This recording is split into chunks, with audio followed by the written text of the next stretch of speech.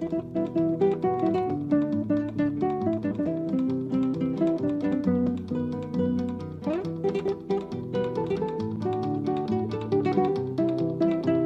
a cerrar Ernesto, Ernesto Serrano. porque lo mío no va a ser como de síntesis. Yo voy a dar de lo que hemos estado más o menos hablando por ahí. Lo primero, agradecer a todo el mundo que haya venido y haya participado con esta voluntad de avanzar. Pero es importante volver a señalarlo. Yo creo que, por lo menos lo que es polo, lo que es el polo de la izquierda. Aquí somos cada uno dentro del polo, por lo menos, y espero la gente que se está incorporando, aunque sea en el trabajo, se esté en el polo o no, somos cada uno de nuestro padre y nuestra madre. E incluso en algunas cosas estamos en contra los unos de los otros. Pero hemos tenido, y a mí eso me admira desde 1 año y medio, una capacidad de generosidad para los que tenemos máximos o los que tenemos mínimos, adecuarlos para estar un poco de acuerdo. Yo, por ejemplo, estoy en contra de la Unión Europea. Pero es una reflexión personal. ¿Por qué razón? Porque después de Portugal, es el país más europeísta. Y hay que hacer un trabajo a largo plazo para convencer a la gente de que esta Unión Europea, de los tratados, lo que representa es lo contrario, y más para el sur de Europa. Si tú vas con esa cartel, yo pienso que en el día de hoy estás abocado a la marginalidad minoritaria absolutamente de este país. Y cuando se hace actividad política, también hay que tenerlo claro. Como en la guerra, tienes objetivos primarios, objetivos secundarios, estratégicos y tácticos. Y la gente que nos reunimos dentro del polo, dentro de esa generosidad y de esa diversidad, hemos trabajado en un documento que a mí me satisface muchísimo.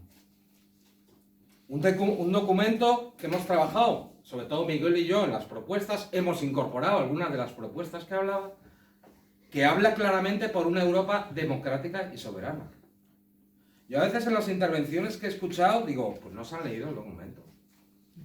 No se han leído el documento. Es cierto que el eje, como decía Carmen, se nos supone republicanos. De hecho está Aires aquí, que lleva república en su... Pero para una idea de futuro, claro que va a estar. Pero hay gente que pensamos que no es el eje central. Aunque somos republicanos y lo vamos a decir y lo vamos a sostener. Pero el eje capital-trabajo es importante también, ¿no? En este momento. Y por eso hemos llevado a esta síntesis, ¿no? Cambio climático. Algunas de las cosas que se han hablado vienen aquí. Viene recogido. Que el cambio climático se está utilizando. Que no se han hablado de las palabras fetiche, globalismo o Agenda 2030, si la Agenda 2030 es un documento de Naciones Unidas. Propositivo, simplemente, que lo están utilizando las grandes empresas. Pero es que aquí lo dice, que el cambio climático tiene que ser anticapitalista, lo dice. Lo dice. Lo de los sindicatos se podía valorar. Yo he propuesto, por ejemplo, si nos parece, que no sea solo sindicatos de clase, con eso podríamos... O sea, que todo puede ser mejorado. Lo de la PAC y la pesca está recogido. Porque, como decía, las aportaciones que hacía a nivel del conocimiento de la organización interna, yo lo he hecho aprovechando los 5 años de trabajo, en los cuales me estudié, no soy catedrático, evidentemente, sobre el funcionamiento de la Unión Europea, pero yo me tuve que estudiar lo que significa. Miguel ha estado también muy relacionado, sabemos lo que es la Unión Europea. Y a mí me parece muy bien lo que has aportado, pero son acciones jurídicas. Porque la acción política en el Parlamento es otra cosa, aunque se puedan utilizar los instrumentos jurídicos. El Parlamento Europeo prácticamente no tiene competencias. No tiene, si la tiene la Comisión, que no la elige nadie. En algunas cosas podemos intervenir como caja de resonancia, pero no, estar allí dentro es de terror. Porque yo cuando estaba eran 751 diputados.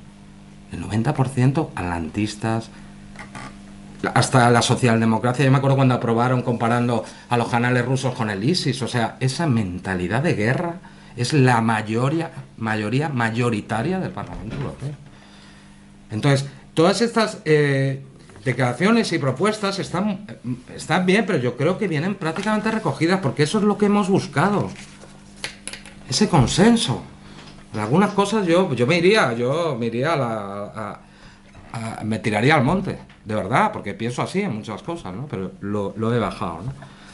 ¿Por qué nos juntábamos? Porque para nosotros es, evidentemente, somos republicanos, esa democracia que tiene que ser social.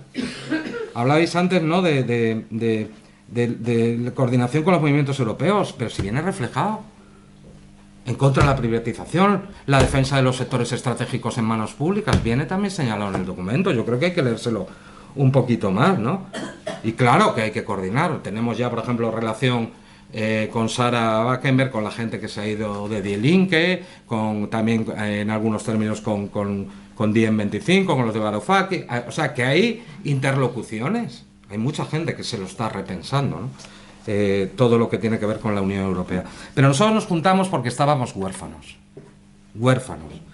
de una izquierda institucional que se llama izquierda y que no nos representa. No nos representa ni en lo nacional.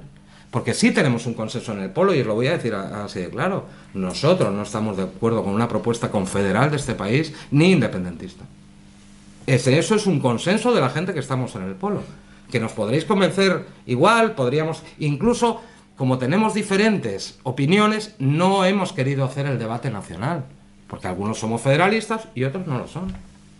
Porque eran federalistas de quién, de Pi Margall, de Castelar, o sea, es que hay mucho debate sobre ello. Puede ser una Europa federal, puede no serla. Yo, por ejemplo, estoy de acuerdo con una Europa federal simétrica, pero hay otra gente que no. Entonces, decidimos no abrir ese melón con esa idea de seguir avanzando. En lo nacional, estamos en contra de esa subalternidad con el social-liberalismo. De ese PSOE que solo le ha quedado la P. Pues ni es socialista, ni es obrero, ni es español. Es atlantista. Claro que hay que hacer políticas de alianza, hay que pactar en muchos sitios, pero, coño, a cambio de ministerios, aceptar toda esta política que está llevando uno de los gobiernos más atlantista, guerrerista, porque lo es, aunque digan lo contrario. Palestinos han sido asesinados con nuestra munición de 155 milímetros que hemos mandado, cuando nuestros ministros y ministras decían que no era verdad. Nuestros carros de combate, nuestros Istalaza C-90, que son los anticarros, han matado soldados rusos. Este gobierno tiene el presupuesto históricamente más alto de guerra de la historia de este país, en democracia. Y luego van. Pues nosotros no estamos de acuerdo con esa cesión. Yo, por ejemplo, nunca estuve de acuerdo con que estos señores entraran en el gobierno y se sigan llamando de izquierda. Tú puedes hacer un pacto de legislatura para que no te llegue la extrema derecha, pero eso son otras cosas. Pero esas son las cosas que teníamos en común, ¿no? O en la política, evidentemente, neoliberal, de eso de la diversidad que se ha explicado muy bien antes, de las identidades, la individualización y dejar fuera todo lo que es el eje de las contradicciones del capital trabajo de la izquierda tradicional. Y en el término internacional, lo que nos motivó a todos. Yo empecé a militar mucho más tarde que Luis, pero en las manifestaciones contra la OTAN, contra el atlantismo, contra las guerras, la subjetización de Europa como una periferia subalterna de Estados Unidos para el dominio del mundo. Y sobre todo para el control, para evitar que nos llevemos bien, como decías muy bien, Europa. Rusia también es Europa, aunque cada día es menos Europa porque está mirando para Asia, porque se le ha dado con la puerta en las narices. Pero incluso lo decía De Gaulle, que no es precisamente de izquierdas, de Lisboa a Vladivostok. Claro que tenemos que defender eso. No lo planteamos para presentarnos a la Unión Europea, al Parlamento, a las elecciones, el Polo. Incluso varias veces dijimos que no. Tampoco hay un candidato. Eso se tendrá que hablar, pero a nosotros nos parecía que puede ser una oportunidad para dinamizar algo de recomposición de la izquierda. No tenemos dinero. Los medios controlados ya de los peores países del mundo en concentración de medios y de libertad de información es España. No nos van a dar ni agua. De hecho, no han venido aquí estando... Pero era una idea para dinamizar un poco. Yo sé que la gente de... Yo cuando participé en los de la Asamblea Republicana y con el programa el manifiesto de la paz y la soberanía, dije, vengo aquí como de individual, lo que puedo aportar, pero yo me debo al trabajo con el Polo, lo dije abiertamente, no sé si os acordáis, ¿no? Entonces, es un programa mínimo para una posible candidatura a la Unión Europea, al Parlamento Europeo. Y estoy de acuerdo con Ramón, ¿no? No solo una lista electoral. Tiene que llevar hacia una organización y una acción colectiva, por supuesto. Antes decía, si presentamos, ¿a quién se debe el candidato que salga? Pues al programa que nosotros diseñemos.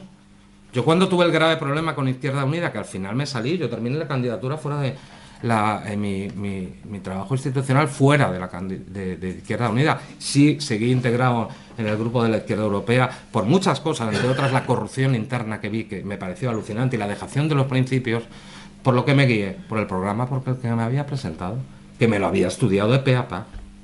Pero claro que tiene que haber una corresponsabilidad y un control. Yo siempre lo he defendido. Se me han ido hasta de lo libertario y no hablo de mi ley, evidentemente. Es un punto de partida. Entonces, yo creo que tendréis que pensar, la gente que habéis venido de otros lados, si queréis sumaros y que construyamos colectivamente. Si al final vamos a ir a lanzar una candidatura o no, que está en estos ejes, porque son los ejes que yo he visto que se trabajan en el Parlamento Europeo. Son los ejes, o sea, es que está todo.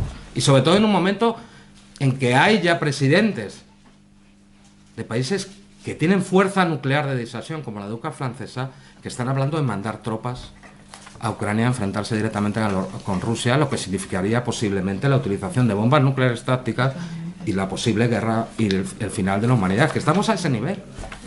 Entonces, coño, hagamos un esfuerzo. Yo aquí me callo, ¿no? He apuntado una cosa sobre lo que trabajaremos de lo que habéis apuntado, pero es cierto que nosotros lo planteamos en este eje de generosidad, de dejar algo. No podemos conseguir todo, ni poder. Yo creo que la gente del Polo nos hemos manifestado en este sentido. Y sin más le doy la palabra a Ernesto para que concluya.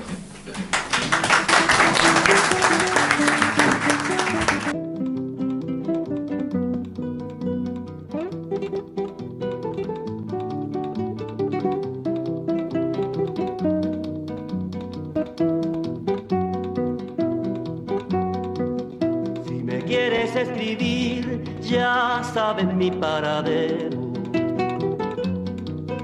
Si me quieres escribir, ya sabes mi paradero. En el frente de batalla, primera línea de fuego. En el frente de batalla, primera línea de fuego.